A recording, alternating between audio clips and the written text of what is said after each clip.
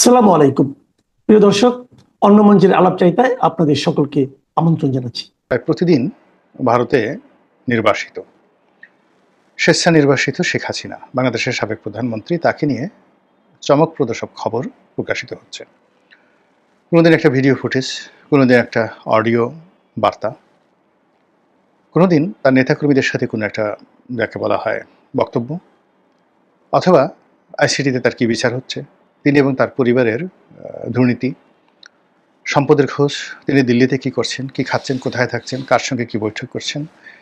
মানে তার ২৪ ঘন্টার মধ্যে তিনি যদি কোনো দিন এটি তেলাপোকার সঙ্গে কথা বলেন, কোনো একটা তেলাপোকাকে পাড়িয়ে মারেন, কোনো একটা চড়াই পাখি কিংবা শালিক অথবা দোয়েল পাখি, ভারতে দোয়েল পাখি আছে কিনা আমি জানি না, তো সেগুলোর সঙ্গে একটু খুদ দেন, খাবার দাবার দেন, মুড়ি বুট দেন, এগুলোও এখন বাংলাদেশের পত্রপত্রিকার জন্য সবচেয়ে বড় খবর। সামাজিক মাধ্যম তো বটেই, এবং শেখ হাসিনাকে ছাড়া, আওয়ামী লীগ ছাড়া এই মুহূর্তে বাংলাদেশের মানুষ সম্ভবত অন্য কোনো কিছু শুনতে অত বেশি আগ্রহ প্রকাশ করছে না।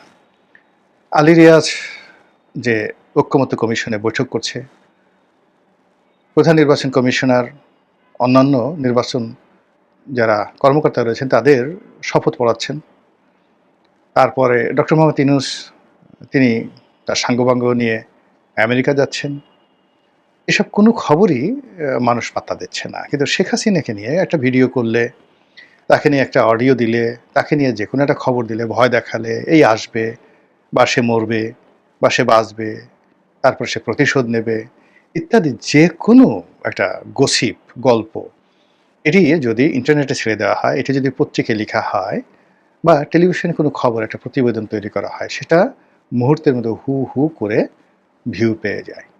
এবং এখন এই যে বাজারে যখন বলতে গেলে খবরের দুর্ভিক্ষ চলছে, কোনো ব্যাপারে মানুষের আগ্রহ নেই।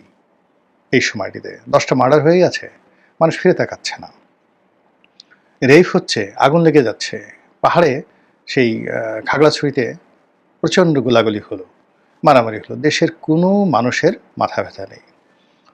জেলখানাতে বড় বড় মানুষ মরে যাচ্ছে, তারপরে অনেকে অসুস্থ হয়ে যাচ্ছে, অনেককে জেলখানা থেকে আবার কোর্টে আনা হচ্ছে। প্রথম থেকে মানুষ দেখতো যে শাহজাহান খান কীভাবে হাসেন, তারপরে তার মাথায় যেভাবে হেলমেট পরানো হয়েছে, সেই হেলমেট কীভাবে তিনি, মানে যাকে বলে, মাথা ঝাঁকিয়ে ঝাঁকিয়ে হেলমেট ফেলে দেন, এই জিনিসগুলো নিয়ে মানুষের আগ্রহ ছিল।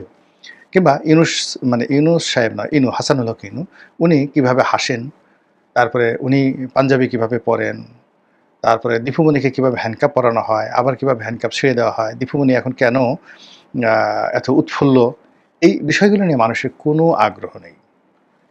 বিচার চলছে শেখ হাসিনার, সেখানে যারা বিচার করছেন প্রতিদিন তারা খবর বানানোর চেষ্টা করছেন, নানা রকম বিবৃতি দিচ্ছেন, নানা রকম যুক্তিতর্ক উপস্থাপন করছেন, প্রতিদিন সাক্ষ্য গ্রহণ করা হচ্ছে, কিন্তু মানুষের আগ্রহ নাই। মানুষের আগ্রহ হলো দিল্লিতে বসে শেখ হাসিনা কি বলছেন। তারপরে শেখ হাসিনার সঙ্গে লন্ডনে আওয়ামী লীগের নেতাকর্মী, ফ্রান্সে আওয়ামী লীগের নেতাকর্মী, এসব কি হচ্ছে, এগুলো নিয়ে আলোচনা। বা ওই যে আওয়ামী লীগের একজন বুদ্ধিজীবী আছেন, তারপরে অ্যাক্টিভিস্ট, এটা আওয়ামী লীগের অ্যাক্টিভিস্ট বুদ্ধিজীবী নিঝুম মজুমদার, তিনি কবে কলকাতাতে এলেন, তারপরে সেখান থেকে তিনি আমেরিকাতে গেলেন, আমেরিকাতে গিয়ে তিনি আসলে কি করতে পারলেন কি পারলেন না, তারপরে সেখান থেকে তিনি ফ্রান্সে গেলেন, ফ্রান্সে গিয়ে পিনাকিকে তিনি চ্যালেঞ্জে জানালেন আইফেল টাওয়ারের সামনে দাঁড়িয়ে থেকে, তারপরে সেখানে তিনি সমাবেশ করলেন আওয়ামী লীগের লোকজনদেরকে নিয়ে। এসব নিয়ে সোশ্যাল মিডিয়াতে যত আগ্রহ, অপরদিকে যদি বাংলাদেশের কোনো একটা গুরুত্বপূর্ণ ব্যক্তির উপর বজ্রপাত হয়, ঠাড়া পড়ে, কিংবা কোনো একজন লোকের, মানে কি বলবো, সেই হার্ট অ্যাটাক হয়, মঞ্চের উপর চিত হয়ে পড়ে যায়, রাস্তায় চিত হয়ে পড়ে যায়, তাকে হাসপাতালে সে দিনের পর দিন বসে আছে, এই সমস্ত লোকজন সম্পর্কে এখন আর মানুষের কোনো আগ্রহ নাই। না থাকার কারণে মূলধারার যারা গণমাধ্যম রয়েছে, সেটা মানবজমিন বলেন কিংবা আমার দেশ বলেন, কালের কণ্ঠ বলেন, প্রায় সব পত্রপত্রিকাই খুব কৌশলে শেখ হাসিনাকে নিয়ে তারা নিউজ করছে। আপাত দৃষ্টিতে মনে হচ্ছে যে তারা শেখ হাসিনার বিরুদ্ধে নিউজ করছে, কিন্তু কার্যত এই নিউজগুলো শেখ হাসিনার পক্ষে চলে যাচ্ছে। শেখ হাসিনাকে নিয়ে যে ভয় দেখানো হচ্ছে, শেখ হাসিনাকে নিয়ে যে আতঙ্ক তৈরি করা হচ্ছে, তাকে কৌশলে যেভাবে আলোচনার মধ্যে রাখা হচ্ছে, এতে করে শেখ হাসিনার অপোনেন্ট যারা আছেন তারা ক্রমশ অন্ধকারের দিকে চলে যাচ্ছেন।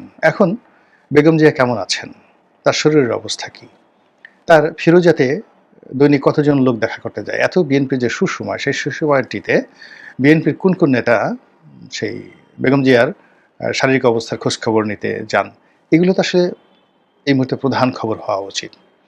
কিংবা তারেক রহমান সাহেবের বাংলাদেশে আগমন, তারপরে তিনি কি বললেন, কি করলেন, তার পরিকল্পনা কি, রাষ্ট্র গঠনে তার যে দফাগুলো রয়েছে সেই দফাগুলোর অবস্থা কি, ইত্যাদি বিষয়গুলো তো লিড নিউজ হওয়ার কথা, কিন্তু সেগুলো হচ্ছে না। বরং জনাব তারেক রহমান সাহেবকে তার কর্মকাণ্ড প্রচারের জন্য মূলত বিএনপির যে মিডিয়া সেলের যে পেজ রয়েছে বা তার নিজের যে ভেরিফাইড ফেসবুক পেজ রয়েছে তার উপরই নির্ভর করতে হচ্ছে। অথচ শেখ হাসিনা পুতুলের সঙ্গে কি করছেন, তারপরে জয় কবে এলো, তাপসের সঙ্গে তার কোন জমানাতে কি কথা হয়েছিল, এসব কেন লিড নিউজ হচ্ছে, কেন এসবকে লিড নিউজ করা হচ্ছে? মূলত জনমনে এই বিষয়টা নিয়ে আতঙ্ক আছে, জনগণের মধ্যে এই বিষয়টা নিয়ে আগ্রহ আছে এবং জনগণ এই বিষয়গুলো শুনতে চায়, বুঝতে চায়। এবং আমাদের দেশে একটা বিখ্যাত গান রয়েছে, আমি কষ্ট পেতে ভালোবাসি তাই তো বারে বারে তোমার কাছে ফিরে আসি, হাসানের সে বিখ্যাত গান। এখন শেখ হাসিনা আমাদেরকে যে ছ্যাঁকা দিয়েছেন, যে ধোঁকা দিয়েছেন, যেভাবে আমাদেরকে সাগরে ফেলে দিয়ে তিনি হেলিকপ্টারে করে চলে গেছেন, আমরা হেলিকপ্টারের মানে একটা রশি লাগিয়ে একটা ঢিলও ছুঁতে পারিনি তার হেলিকপ্টারের দিকে। অথবা তারা তিনি যে হেলিকপ্টার করে গেছেন সেই হেলিকপ্টার তো এখনো বাংলাদেশে আছে।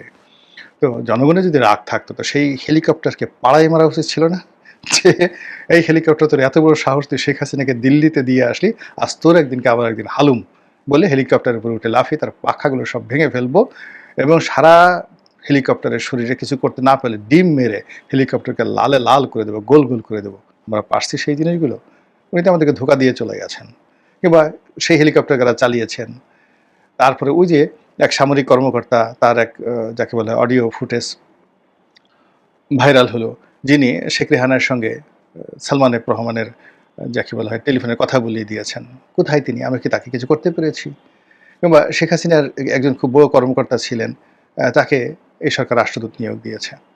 তো সব মিলিয়ে এই যে শেখ হাসিনার যে প্রশাসন, শেখ হাসিনার যে কর্মকাণ্ড, তার যে ডান বামে যারা রাষ্ট্রশক্তিতে ছিলেন সব জায়গাতে আমরা কিছুই করতে পারিনি, কিছুই করতে পারিনি, বরং ঘুরে ফিরে শেখ হাসিনার লোকজনই এখন দেশ চালাচ্ছেন এবং আমাদেরকে বাধ্য হয়ে তাদেরকে কাছে রাখতে হচ্ছে।